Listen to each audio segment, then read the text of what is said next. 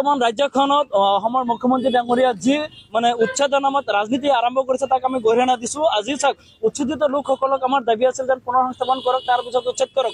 উচ্ছেদত আমাৰ কোনো আপত্তি নাই, কিন্তু এই লোকসকল প্ৰকৃততে ভাৰতীয় নাগৰিক। এই লোকৰ কোনো জীৱন সম্পত্তি নিৰাপত্তা নোহোৱা হৈছে। আজি যিসকল মানুহ উচ্ছেদ কৰি আছে এই মানুহখিনি কিন্তু ভাৰতীয় নাগৰিক হয়। এওঁলোকৰ নিজৰ নামত কোনো মাটি নাই। গতিকে এই মানুহখিনি কিয় ভূমি পট্টা আজিলৈকে চৰকাৰে দিয়া নাই? এই মানুহখিনি কিয় ভূমি অধিকাৰৰ পৰা বঞ্চিত কৰিছে? আজি যুগ যুগ ধৰি এই মানুহখিনি যদি চৰকাৰী মাটিত আশ্ৰয় লৈছে, সেই মানুহখিনি কিয় আজিলৈকে চৰকাৰী মাটিত তেওঁলোকে পাট্টা দিয়া নাই? গতিকে আমি আহ্বান জনাইছিলো যেন যিসকল মানুহ ভূমিহীন লোকসকলক অতি শীঘ্ৰে পাট্টা দিয়াৰ ব্যৱস্থা কৰিব লাগে। আজি অসমৰ ইমূৰৰ পৰা সিমূৰলৈ যি উচ্ছেদ কৰি আছে সেই উচ্ছেদ কিন্তু সম্পূৰ্ণৰূপে ষড়যন্ত্ৰমূলক। আৰু এই উচ্ছেদ কৰি যি সেইখিনি মাটি আছে এই মাটিখিনি বনীয়া গোষ্ঠীক তেওঁলোকে দিয়াৰ এক ষড়যন্ত্ৰ কৰিছে। অসম মাটিত যি শ্লোগান আছিল জাতি মাটি ৰখাৰ শ্লোগান বিজেপি চৰকাৰৰ, সেয়া কিন্তু সম্পূৰ্ণৰূপে ফুটুকাৰ ফেনত পৰিণত হৈছে। তেওঁলোকে একমাত্ৰ বনীয়া গোষ্ঠীক লাভান্বিত কৰাৰ কাৰণে তেওঁলোকে এই উচ্ছেদ কৰি তলে তলে আজি ৰামদেৱ, আম্বানী, আদানীক তেওঁলোকে মাটি দিয়াৰ যি ষড়যন্ত্ৰ কৰিছে তাক কিন্তু আমি মুছলিম ছাত্ৰসন্থাই কোনো পধ্যে মানি নলওঁ।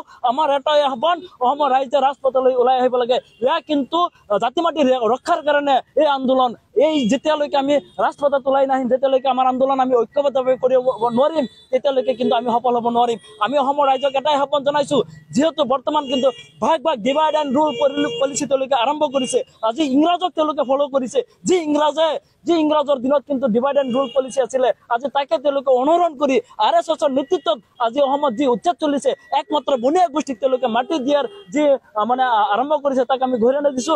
আজি MLA মন্ত্ৰীসকলৰ ঘৈণীয়েকৰ নামত আজি 50 বিঘা 60 বিঘা মাটি তেওঁলোকে ক্ৰয় কৰা আৰম্ভ কৰিছে। এই চৰকাৰী মাটিসমূহ ষড়যন্ত্ৰমূলকভাৱে তেওঁলোকে ৰাতিটোৰ ভিতৰত কোম্পানী থিয় কৰাই তাতে তেওঁলোকে ভূমি আবণ্টন দিয়া পৰিলক্ষিত হৈছে। কিন্তু সাধাৰণ যিসকল মানুহ পেটৰ তাৰণা, যিসকল মানুহ গৰাখহনীয়া তাণ্ডৱৰ ফলত আজি নগাঁও, মৰিগাঁও, দৰং তেনেকুৱা বিভিন্ন প্ৰান্তৰ মানুহ পেটৰ তাৰণাত যিসকল নদীয়ে বানপানীয়ে তেওঁলোকৰ গোটেই মাটি বেটি লৈ গ'ল, তেওঁলোকক কিন্তু সংস্থাপনৰ দিয়াৰ কোনো তেওঁলোকৰ মানে সময় নাই। কিন্তু মন্ত্ৰী বিধায়কৰ MLA মন্ত্ৰী তেওঁলোকৰ পত্নী ঘৈণীয়েকৰ নামত, মুখ্যমন্ত্ৰী ঘৈণীয়েকৰ নামত কিন্তু মাটি আবণ্টন দিয়াৰ বহুত নজিৰ আছে। গতিকে আমি আহ্বান জনাইছো যেন খিলঞ্জীয়া হওক বা অসমৰ ভূমিপুত্ৰ হওক, অসমৰ প্ৰতিজন আমি অসমীয়া হওঁ, অসমীয়াক প্ৰথমতে নিৰাপত্তা দিয়ক, এই মানুহখিনিৰ ভূমি মানে সংস্থাপনৰ ব্যৱস্থা কৰক।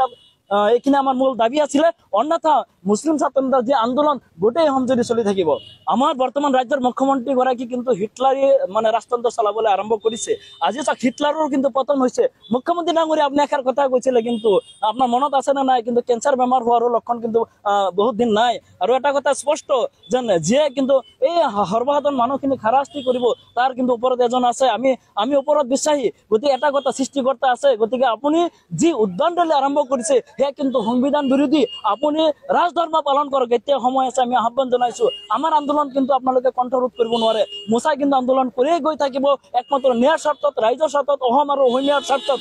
কিন্তু মুখ্যমন্ত্ৰী ডাঙৰীয়া, আপোনাক আমি সকীয়াই দিব বিচাৰিছো যেন আপোনাৰ ঘৈণীয়েকৰ নামত কিমান মাটি আছে আপুনি ৰাজহুৱা কৰক। আপুনি কৈছিলে নহয় আপুনি স্বইচ্ছাই পদত্যাগ কৰিব, আপুনি ৰাজনীতিৰ পৰা অৱসৰ ল'ব, কেতিয়া ল'ব?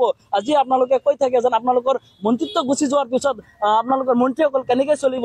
আজি যি তথ্য অসমৰ ৰাইজে গম পাইছে যেন আপোনালোকে কোটি কোটি টকাৰ আপোনালোকে মাটি সম্পত্তি হোটেল ক্ৰয় কৰা আৰম্ভ কৰিছে। আপোনালোকে এতিয়া গৰু চোৰত নামি পৰিছে। গতিকে ইয়াতকৈ আৰু লজ্জাজনক বেয়া হ'ব নোৱাৰে। গতিকে গৰু চুৰি কৰা বন্ধ কৰক। আজি যি সাম্ৰাজ্য আপোনালোকে প্ৰতিষ্ঠা কৰিছে সেয়া কিন্তু অধপতন নিশ্চয় হ'ব। গতিকে আমি আহ্বান জনাইছো মুখ্যমন্ত্ৰী ডাঙৰীয়াই, আপুনি ৰাজধৰ্ম পালন কৰক, অন্যথা কিন্তু আমি বহি নাথাকো। আমাৰ যি গণতান্ত্ৰিক আন্দোলন চলিয়ে থাকিব।